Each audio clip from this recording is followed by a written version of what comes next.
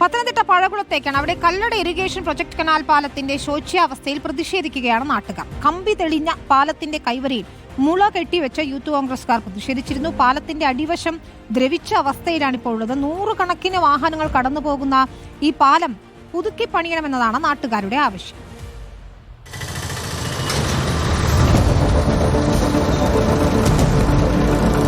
Pathanamthitta പഴകുളത്ത് Kallada irrigation പ്രൊജക്ടിന്റെ ഒരു പാലത്തിലാണ് ഞാൻ നിൽക്കുന്നത്. കനാലിന് കുറുകെയുള്ള പാലമാണ്.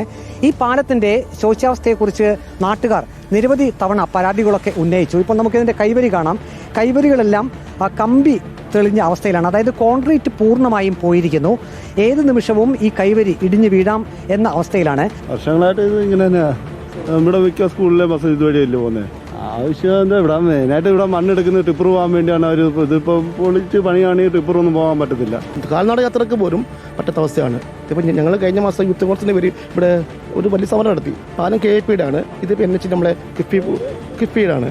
ഇപ്പം ഈ രണ്ട് ഡിപ്പാർട്ട്മെന്റ് തമ്മിലുള്ള വിഷയം കാരണമാണ് ഇത് നടക്കുന്നത്. ഉദ്യോഗസ്ഥർ ഈ മണ്ണെടുപ്പ് മാഫിയോട് പൈസ മേടിച്ചിട്ട് ഈ പാലം പണി പൂർത്തീകരിച്ചാൽ പിന്നെ വണ്ടി പോകാൻ പറ്റില്ലല്ലോ. ഈ മണ്ണുകൊണ്ട് വന്ന വണ്ടി ഇതിലെ പോയാൽ പിന്നെ പാലം ഇടിഞ്ഞു പോകും. വണ്ടി തൊട്ടപ്പുറത്ത് പാലം, അതിപ്പം നല്ല പുതിയ പാലം പണിഞ്ഞു.